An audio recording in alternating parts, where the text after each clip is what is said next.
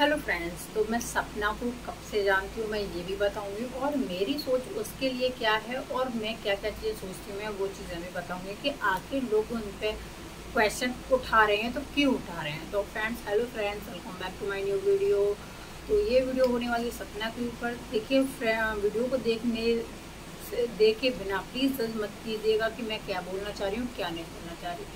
तो अगर आप मेरे चैनल पर न्यू हो तो प्लीज़ सब्सक्राइब जरूर कीजिएगा और चलिए वीडियो शुरू करते हैं। तो फ्रेंड्स, हुआ ये था, मैंने सपना की वीडियो सबसे पहले मुझे मेरे नोटिस में जब आई थी जब उनकी सेकंड बेबी होने को थी, क्योंकि उस टाइम ये लोग सब लोग ये सोच रहे थे कि उन्हें राजवीर के द्वारा जो बेबी होगा राजवीर से वो शायद लड़का होगा जो उन्हें सूरज जी के लिए आएगा, मतलब सूरज का रूप लेके आएगा। तो ये चीज़ें बहुत सारे लोग वीडियोज़ भी ऐसी डाल रहे थे। तो मैंने फर्स्ट टाइम उनसे तो वो मेरे मतलब नॉलेज में आई थी, तो मैंने उनसे रिलेटेड एक शॉर्ट्स भी डालता है इसी चैनल पर सबसे पहले।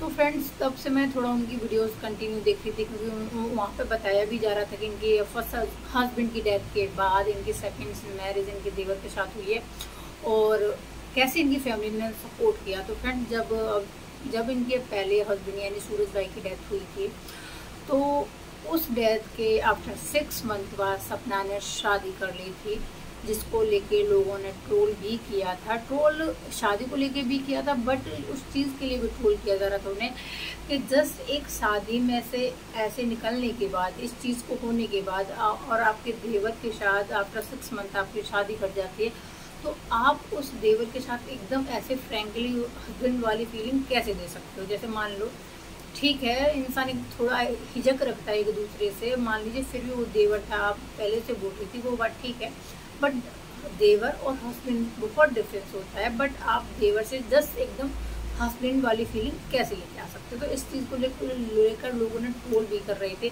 जो कहीं तक वो सही भी थे और कहीं तक गलत भी थे।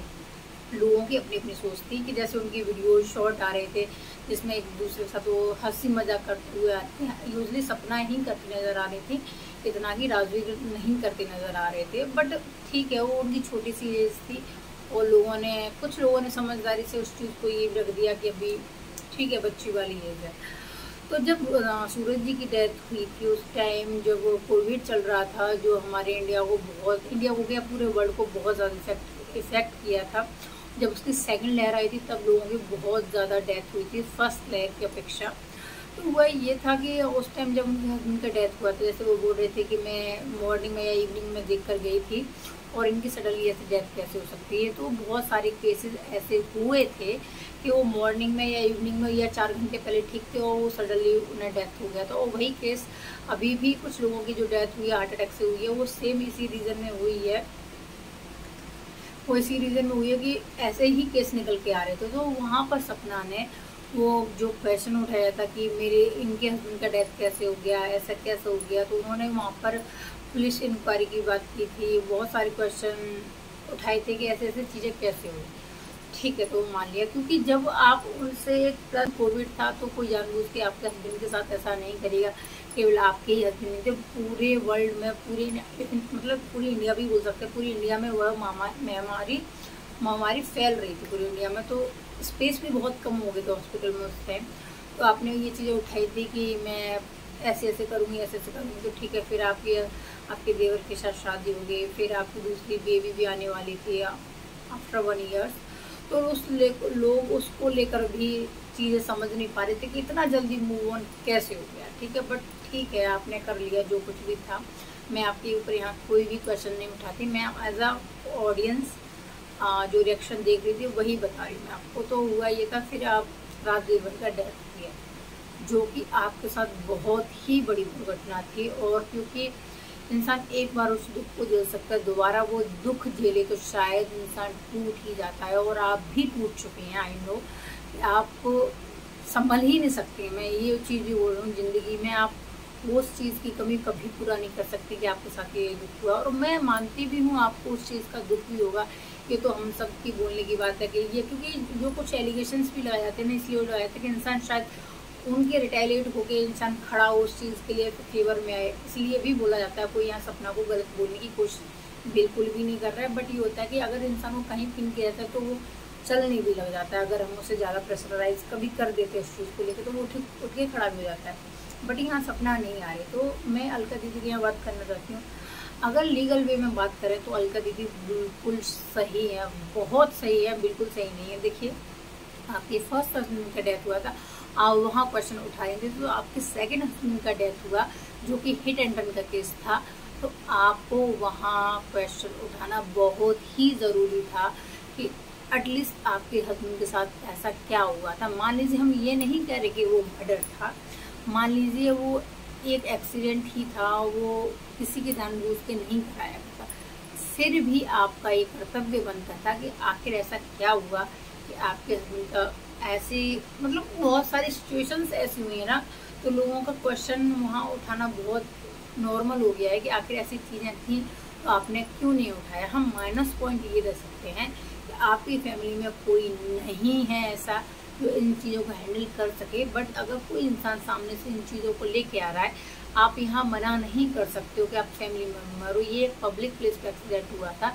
जहाँ पर जनता को जानने का हक है। वही जनता जो आपके साथ सिंपैथी लेके खड़ी है, वही आज जनता ये जानना चाहती है कि आखिर एटलीस्ट राजवीर भाई के साथ क्या हुआ था, उन्हें जस्टिस मिलना चाहिए। क्योंकि यहाँ पर तो लोग 11 साल की बच्ची को जस्टिस दिलाने के लिए लगे हैं। केवल वही भारत में या कहीं पे भी केवल वही बच्ची थी जो फर्स्ट एंड लास्ट उसका रेप हुआ था, और भी सारे और किसी के लिए के मतलब 2 चीज़ें नहीं उठाई जा रही, क्योंकि जस्ट वो अरमान मलिक के रिलेटेड है, दैट्स वाई वो केस उठाया जा रहा है। जो मैडम बोल रही थी ना, अपनी फैमिली की प्रायोरिटी रखती हूँ, इसलिए जब आप बोल रही थी उस बच्ची के लिए, उस इंसान के लिए, तब आपको अपनी फैमिली नहीं दिखी थी। आप अपनी फैमिली को बहुत अच्छी तरीके से जानती थी और आप उस बंदे को भी बहुत अच्छी तरीके से जानती थी कि वो क्या हो सकता है, क्या नहीं हो सकता। बट आपको ये लगा कि मैं तो पीछे रह जाऊंगी, आगे तो ये मैडम आएंगी, केयर एक्शन वो आएंगी, तो मैं तो पीछे रह जाऊंगी, तो लोग मुझे तो वो कुछ नहीं बोलेगा। बट सबसे पहले उसने आपको ही पकड़ा, दैट्स वाई आप पीछे हो। तो इसमें कोई बुरी बात नहीं है, जब चीज़ें होती हैं तो इंसान को पीछे हट जाना चाहिए, जैसे आप हट गए। बट आप यहाँ पर आके उस चीज़ को जस्टिफाई करने के लिए दूसरी चीज़ से कंपेयर करेंगे तो वो तो नहीं चलेगा। अगर आप किसी इंसान को गलत ठहराने की कोशिश करेंगे तो वो आपके रियल पॉइंट पे आपको पकड़ लेगा, ठीक है। तो आप इतना जजमेंट देके खुद को क्लियर करने की कोशिश ना करें। अगर हम आपका वीडियो नहीं बना रहे हैं, आपकी उस चीज़ को, सॉरी को अप्रिशिएट कर रहे हैं, तो उसको अप्रिशिएट करने तक ही रहने दीजिए, नहीं हमें ज़्यादा मजबूर मत कीजिए कि हम उसके ऊपर भी वीडियो बनाएं, ठीक है। तो वही चीज़ है, तो मैं वही बोलना चाहती हूँ कि सपना जी कोई यहाँ आपको ऐसी चीज़ें कराने की कोशिश नहीं कर रहा है, बट आपको लगता है कि नहीं ये चीज़ें नहीं होनी चाहिए। जब सामने वाला एक इंसान ऐसी चीज़ें कर रहा है तो आपको कहीं ना कहीं अलका दीदी से इस मैटर में बात कर लेनी चाहिए कि देखिए ऐसी ऐसी चीज़ें हैं, आप प्लीज़ मत उठाइएगा। तो शायद मुझे लगता है वो आपकी बातें ज़रूर समझेंगी। बट आप अगर वाईटी पे आकर आप एक रिएक्शन देंगे गलत वे में, तो कोई भी इंसान आपकी नहीं सुनेगा, क्योंकि वाईटी पर आप जैसे बहुत सारे लोग हैं जो उनके साथ ऐसी चीज़ें हुई हैं, बहुत सारे केसेस निकल के आएंगे। बट अगर आप प्यार से इस चीज़ को सॉर्ट आउट करने की कोशिश करेंगे तो बेशक हो सकता है। बट अगर आप इस तरीके से रिटेलिएट करोगे, गलत वे में करोगे कि ये नहीं हुआ वो नहीं हुआ, तो सामने वाला भी इंसान फिर उस केस तक पूरी तह तक जाने की कोशिश करेगा। तो गलत एलिगेशंस मत लगाइए आप किसी पे। सपना जी, कोई इंसान, अगर राजवीर भाई को यहाँ इंसान मिलता है तो अलका दीदी के घर में जाके कुछ नहीं होने वाला। वो आपके ही हस्बैंड को, आपके ही घर के बेटे को, आपके ही बच्चियों के पिता को इंसाफ मिलेगा, ना कि अलका दीदी के घर में जाके। वो तो खुद देखिए वो कितना परेशान हो रही हैं आपके पीछे कि ऐसी चीज़ है। और फ्रेंड्स, मानसी जी से यानी सॉरी रेखा दीदी से रिलेटेड मेरी वीडियो नेक्स्ट आएगी, जिसमें मैं उनके लिए भी बोलूँगी ओके क्या है क्या नहीं होने वाला। तो मिलती हूँ आपसे नेक्स्ट वीडियो, तब तक के लिए बाय।